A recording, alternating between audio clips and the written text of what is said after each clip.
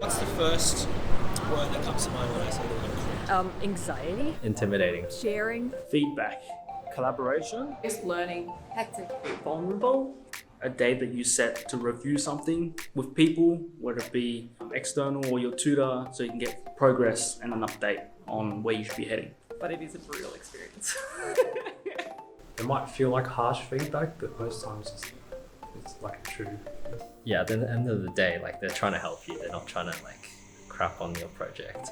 In my 5 years of architecture education so far, I kind of worked out that all we needed to do this properly were 3 things. A criteria sheet, knowledge on how to critique constructively, but most importantly, transparency. This was one of the most pressing issues that we identified during the initial survey, and as outlined everywhere, transparency is crucial because it implies communication, accountability and openness. In Australia, there are 20 accredited schools of architecture. It usually takes a minimum of 7 years, tuition fees ranging from $50,000 to $200,000 for domestic students, or even more for international students. Plus, living costs, tech, software, materials and more, just to become a fully licensed architect. And yet... Do you guys want to get your license in practice architecture? Yep. Yes.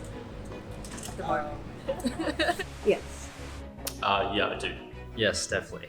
I want to be able to call myself an architect eventually. As a student myself, I have so many questions about architectural education and why things are the way they are. And it seems like I'm not the only one either. Given that this is such a huge investment in our lives, would it be too much to ask for some open dialogue with the decision makers? In the hierarchy at UNSW, this is what I've gathered from the internet. The architecture faculty is here, meaning that students like me are all the way down here. So I've been at university for quite a while now, and I never really knew who the actual decision makers were. So at the start of this term, our starting point were the heads of schools. Before approaching them, I really needed to figure out what students actually thought and what the issues were here. Thankfully, I had 12 weeks of studio to figure that out. Or so I thought. And it is maybe the stupidest thing ever, but I just cut my little toe on the broken mirror in my room, which means I'm gonna have to miss my site visit and do it from home. This was kind of a recurring theme this term. Over the weekend, I sprained my ankle playing football. Okay, so I've had this stomach thing. I think it was food poisoning for a few days now, and I am kind of just stuck in bed. So, yeah, it finally got me. So I lost quite a lot of time thanks to all that, and to make things even better. So our studio spaces and our whole building is being renovated at the moment, and everyone in the built environment got moved to a different building on a different campus. And carrying all this camera gear up the hill is not very fun. Okay, that last thing really wasn't an issue, but the problem was that we didn't have a shared space, no studio culture, and therefore student dialogue was really limited. But after weeks and weeks of going into different classrooms, introducing myself and what I was doing, putting up posters for the survey, getting help from the university's student-run Architecture Society. Thanks for meeting me today. This term, I wanted to speak to you to see if you guys can help me out a bit with the, I guess, student side of things. Sure. Getting rejected. Hello. Do you have 2 minutes to do a quick survey? Okay, sorry. A couple of times. As long as there's no interview involved, I will take the survey. Okay. I actually started to get an idea of what UNSW students thought. I always knew I wanted to end up in Australia, so for me it was in Sydney. It was between USyd and UNSW, and I talked to a lot of people who've already been to this university, and I liked what they had to say about it. From the general sort of, approaches that I heard that each uni has, UNSW had the one that seemed the most interesting to me. I really leaned into the values of the school. UNSW honestly has a pretty good reputation, and based on what I was hearing, it seemed like those expectations were somewhat being met. And don't get me wrong, this was fantastic to hear because part of any good critique is also showcasing the good side of things. But obviously, identifying the issues was a bit more important. and my method wasn't working so well. So like you've identified a problem? Not yet, that's what the survey's for, because we really want to get, yeah, that's kind of the point of the survey. Because UNSW is apparently pretty good. And so I had to start probing a little. So what better way to start than to look at the most hated thing at UNSW, the trimester system.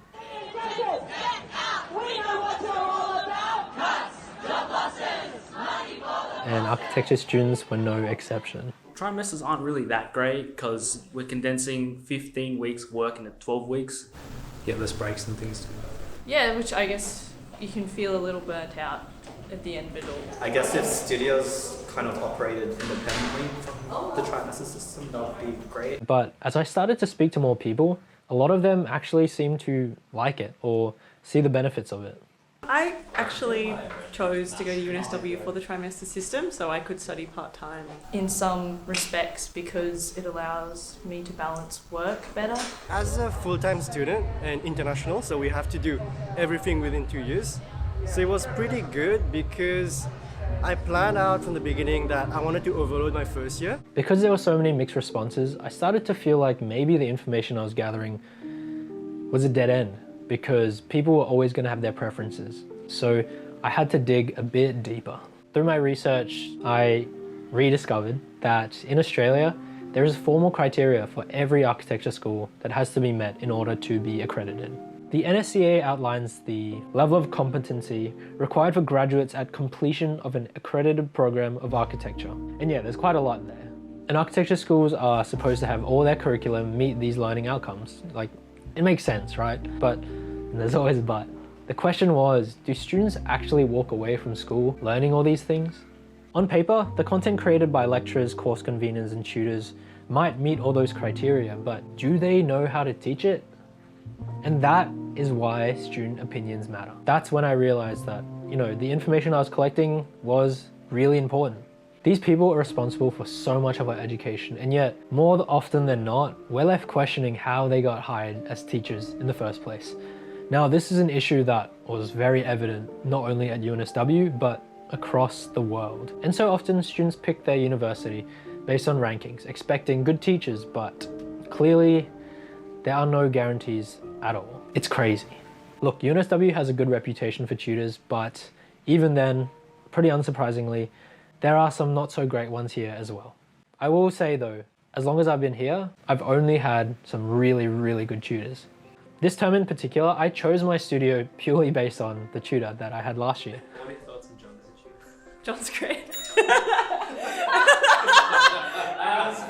I think John already knows how I feel about John, but I think he's a very understanding, very patient person, and he cares so much about what we learn. Oh, John's great. John is like one of those tutors where you come with A, B, C, and D, and he'll give you maybe 5, 6, 7, 8, 9 different ways of doing it, different options, different ideas for that A, B, C, and D. So just easy to bounce ideas off.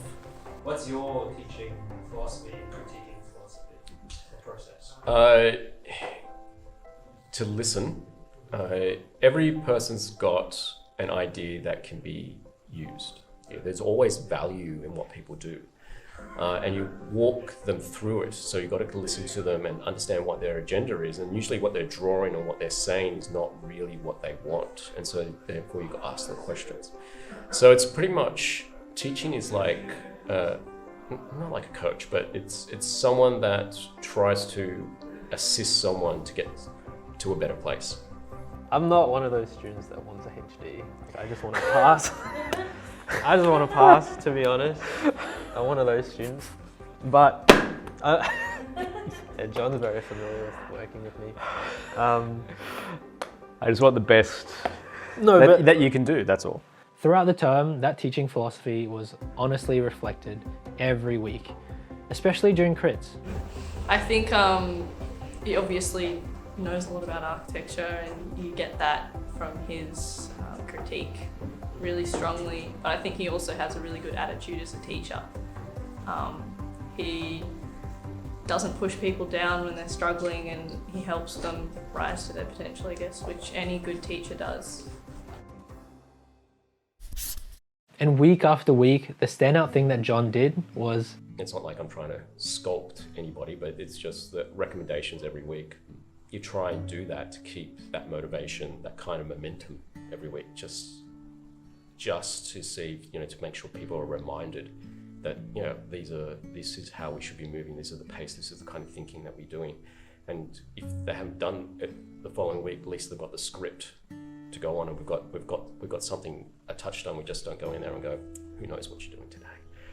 He was so committed to this and was aware of the shortcomings of the trimester system that he came in during the weeks off, unpaid, and continued to give us tutorials. Clearly good tutors do exist, and I was really curious as to where this was all coming from. Was John inspired by a really good tutor that he had? Why do you teach them? Okay. It started out of pure anger, to be honest. I graduated in '98, and I said I had such a shit education that if the only way to change the education is actually to get involved. And I said I was not going to be a teacher, I was not going to go teach in design or architecture until I at least had 10 years experience. Of course, qualifications are really important, but the passion for teaching and caring for students, those are things that we as students do care about. And as far as I know, none of that is covered by the accreditation criteria. All these things matter, and all these things helped form the student criteria sheet. So with all this ready, it was nearly time to take the biggest step of this entire process so far, speaking with the school. The worry is that without the data, it can start as conversations, but it won't lead to any action because there's no data to back me up. How many responses have you got so far? 26, it's not. That's still 26 cents, okay. We're in week 6 now, so we've hit the halfway point.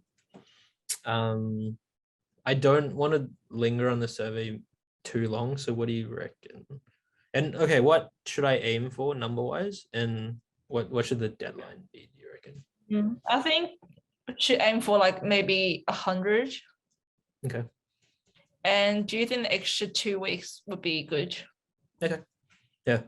No, that's kind of what I was thinking as well. Yeah, I reckon that's perfect. So with that new goal and new deadline, all I really had to do was continue what I was doing for the next 2 weeks. But just 1 week later... Okay, I'm back in here today for my class. I'm actually in the middle of that right now. I just left to go through an email that I just received from the head of school. I haven't read it yet, but I think it's about the documentary. So, let's see. Hi Alvin, hope you're well. I was just flicking through Instagram and I stumbled across your video. So I think that's the documentary. You're obviously getting some great insight and feedback from your peers, so I would be happy to have a chat about this and see how the school can help and what additional things we need to listen to and change. Let me know what is a good time for you. All the best, Philip Oldfield.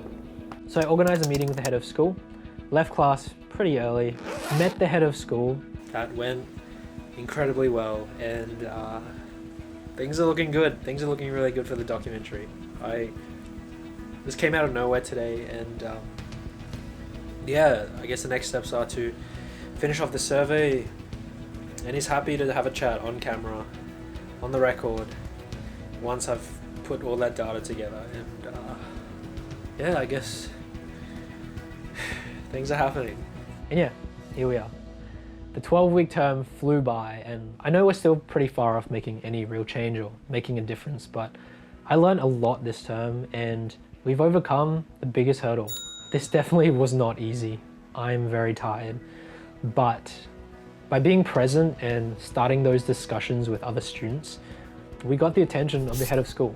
To all the students out there, remember that you're paying exuberant fees for this education, and you have every right to not only critique it, but get what you want out of it. Trust me, I know that it's very intimidating to go directly to the institutions, and maybe I was just lucky. Some people might actually face some consequences for doing so. But alternatively to that, we also live in the age of the internet, and if stuff got out, it wouldn't make the university look very good.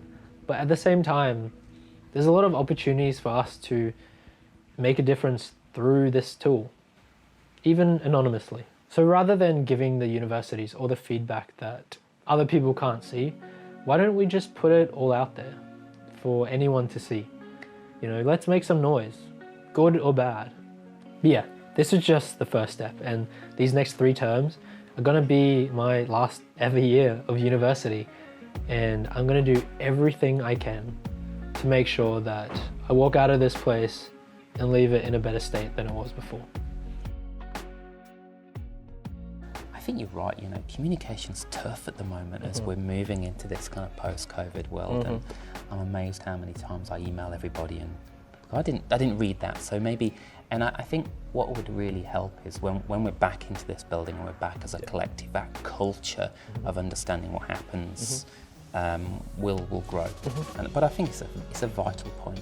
Yeah, no, and I'm looking forward to that. That's kind of what I want to help address this term. Huge shout out to everyone who pledged to the Kickstarter campaign. None of this would have been possible without you. The support, really, it means more than you can even imagine. So thank you so much. We really, really appreciate it.